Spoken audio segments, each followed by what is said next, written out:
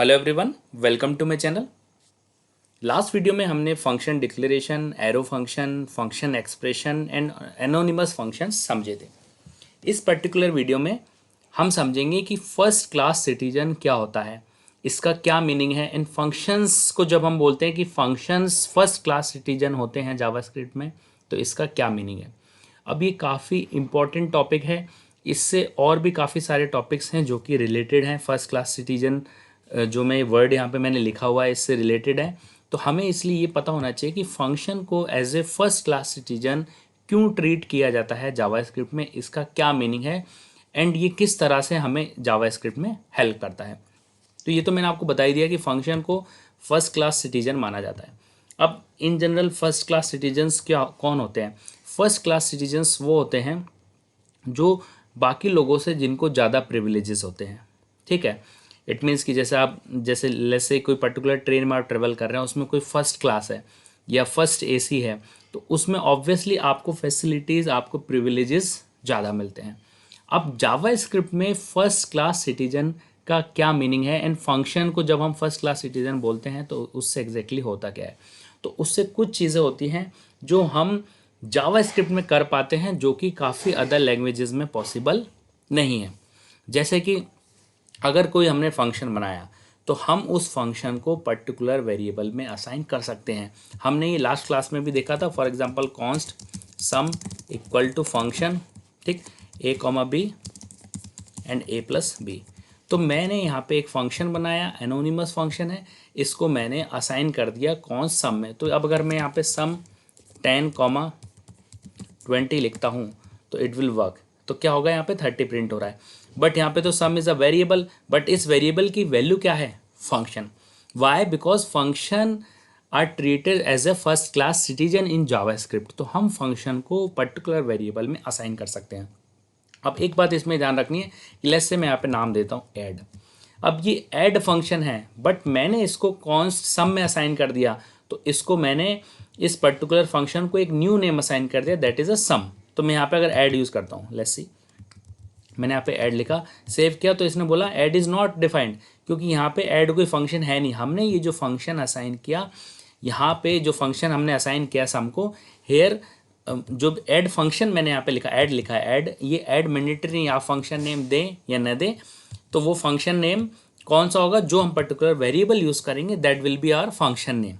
ठीक है, और इसी को हम बोलते हैं फंक्शन एक्सप्रेशन। तो इससे आपको समझ में आ गया कि किस तरह से हम फंक्शंस को वेरिएबल में असाइन कर सकते हैं। Pass as argument to other function. अब लेट्स से मैं यहाँ पे एक फंक्शन डिक्लेरेशन बना देता हूँ, फंक्शन कैलकुलेट। ठीक, अब कैलकुलेट में मैं 2 नंबर्स ले लेता हूँ और एक फंक्शन ले लेता हूँ। अभी अगर आपको नहीं आ रहा है तो नो इश्यूज़, मैं अभी आपको करके दिखाता हूँ कि क्या करना चाह रहा हूँ मैं। ठीक है, मैं कैलकुलेट फंक्शन को कॉल करता हूँ, इसको मैं 2 नंबर्स पास करता हूँ, लेट्स से 10 एंड 20। अब ये जो थर्ड वेरिएबल है ना, यहाँ पे थर्ड पैरामीटर है, यहाँ पे हम क्या करने वाले हैं, यहाँ पे हम एक फंक्शन पास करने वाले हैं। अब वो फंक्शन क्या होगा, जिस तरह से ए एंड बी की वैल्यू कुछ भी हो सकती है, उसी तरह से इस फंक्शन की वैल्यू भी कोई भी फंक्शन हो सकता है। ज़रूरी नहीं आप फंक्शन लिखा, अब यहाँ पे 30 भी लिख दीजिए, डजेंट मैटर। बट होगा क्या, अब एफ एन की वैल्यू अगर 30 है और यहाँ पे एफ एन पेरेंथेसिस ए कॉमा बी लिख रहे हैं, जब ये 30 है तो 30 कोई फंक्शन नहीं है, तो it will not be called, right. तो इसलिए हमें एरर आ रहा है कि f n is not a function. तो हमें यहाँ पे क्या पास करना पड़ेगा, फंक्शन पास करना पड़ेगा। अब आप बोलोगे मैं कौन सा फंक्शन पास करूँ, एनी फंक्शन, कोई भी फंक्शन जो आप यहाँ पे बनाना चाहते हैं। अभी जनरली लॉजिक के बेस्ड होता है, जैसे अगर मैं इस फंक्शन में 2 नंबर्स पास कर रहा हूँ ए एंड बी, जो कि मैंने यहाँ से पास किया 10 एंड 20, तो इट मीन्स कि यहाँ पे कुछ ऐसा फंक्शन बना दो जो कि 2 नंबर ले रहा है। या ज़रूरी नहीं है आपको ए एंड बी लेना, चाहे आप सिंपल भी कर सकते हैं, जस्ट एक सिंपल फंक्शन भी पास कर सकते हैं। बट अभी मैं यहाँ पे कोई भी फंक्शन बना देता हूँ, लेट्स से फंक्शन, और उसमें 2 नंबर्स लेता हूँ ए बी, ज़रूरी नहीं है सेम नेम रखें, it can be anything x y, and मैं यहाँ पे एक्स प्लस वाई कर देता हूँ। तो इट मीन्स कि जब ये फंक्शन मैंने एज ए वैल्यू पास की, as a argument value pass की इस कैलकुलेट फंक्शन को, तो ये पूरा का पूरा फंक्शन किसको जाके असाइन हो जाएगा, एफ एन को। Now what will be the value of f n, this function a की वैल्यू होगी 10, बी की होगी 20, एंड ये जो फंक्शन है ये एफ एन में असाइन हो जाएगा। और जब हम इस एफ एन को कॉल करेंगे तो डायरेक्टली ये फंक्शन कॉल होने वाला है। And what will be the value of x and y, तो एक्स की वैल्यू होगी ए एंड वाई की वैल्यू होगी बी। एंड ए में हम क्या पास कर रहे हैं 10 एंड वाई में क्या पास कर रहे हैं 20, इसलिए हमारा आंसर आएगा 30। अब अगर मैं इसको सेव करता हूँ, नाउ इट विल बी 30। अब यहाँ पे मैंने फंक्शन एक्स अनोनिमस फंक्शन दिया है, इट कैन बी एनीथिंग, आप एरो फंक्शन भी दे सकते हैं यहाँ पे, ठीक है, ऐसे इस तरह से। अब सिंगल लाइन स्टेटमेंट है तो आपको ये सब भी लिखने की ज़रूरत नहीं, बट ठीक है, स्टिल क्या आ रहा है मेरा आंसर 30 आ रहा है। मैं यहाँ से ये कर्ली ब्रेसेस हटा देता हूँ, ठीक है, और इसको सेम लाइन में कर देते हैं, इट विल बी रिमूव्ड, ठीक। तो आप देखेंगे यहाँ पे क्या आ गया, हमारा आंसर 30 आ गया है। तो ये एरो फंक्शन है। अब मैं यहाँ पे फंक्शन डिक्लेरेशन पास करता हूँ, function let's say sum a comma b a b. तो ये function declaration is it's a named function, तब भी हमारा आंसर आ रहा है 30। तो इस तरह से आप कोई भी फंक्शन को आर्गूमेंट में भी पास कर सकते हो, जिस तरह से आप वेरिएबल में असाइन कर रहे थे, ठीक है। तो इससे आपको समझ में आ गया किस तरह से हम फंक्शन को एज ए आर्गूमेंट पास कर सकते हैं। रिटर्न फ्रॉम अदर फंक्शन, तो अगर हम यहाँ पे लेट्स से आप इसको सिंपल कर देते हैं, इसको मैं रिमूव कर देता हूँ, ठीक, एंड इसको भी मैं रिमूव कर देता हूँ। Now it's just 10 and 20। मैं यहाँ से क्या रिटर्न कर रहा हूँ, I will return a plus b, तो आंसर विल बी 30। बट मैं इस रिटर्न वैल्यू को कहीं यूज़ नहीं कर रहा हूँ, तो either I can print it in the console dot log और I can assign it to a variable. तो मैंने यहाँ पे console डॉट लॉग में प्रिंट करवा दिया। तो कैलकुलेट फंक्शन कॉल होगा 10 एंड 20, 10 प्लस 20 30 वैल्यू रिटर्न होगी, console डॉट लॉग में प्रिंट हो जाएगी। सेम वैल्यू को मैं यहाँ पे क्या कर सकता हूँ, मैं किसी पर्टिकुलर वेरिएबल में स्टोर भी करा सकता हूँ। Let's say answer is equal to या sum equal to calculate 100 and 200, तो इट विल बी 300,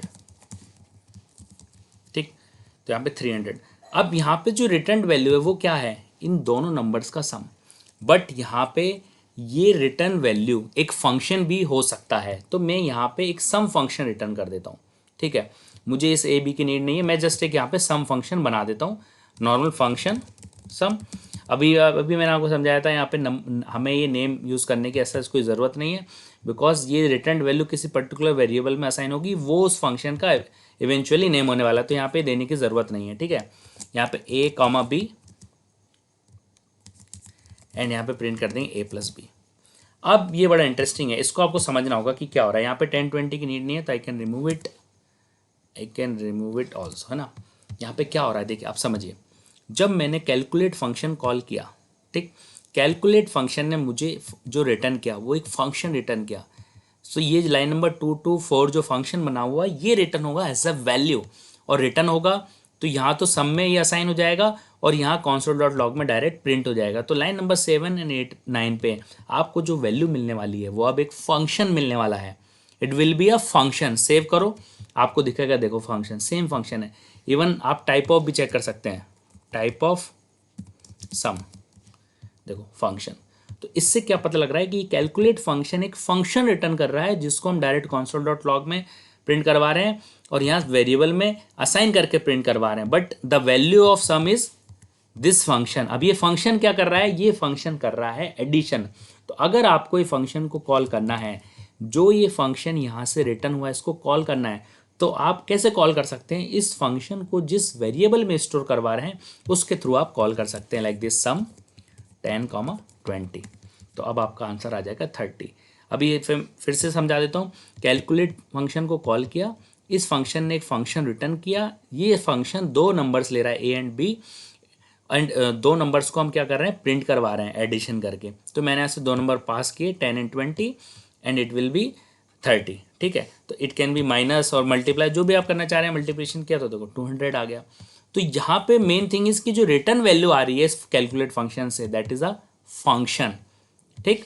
तो आई होप आपको ये भी समझ में आ गया है स्टोर्ड इन डेटा स्ट्रक्चर। अब डेटा स्ट्रक्चर हमने अभी पर्टिकुलरली इस सीरीज में कवर नहीं किया है, बट आपको मैं इतना बता दूं कि लेट्स से लास्ट क्लासेस में मैंने बताया था कि किस तरह से हम एक एरे बना सकते हैं, ठीक। एरे का एक पर्टिकुलर टॉपिक है जो कि आगे कवर करेंगे। अभी आपको एरे नहीं आता है तो कोई प्रॉब्लम नहीं, जिस तरह से मैंने नंबर्स स्टोर करवाए in the same way I can store array functions also. How, like this,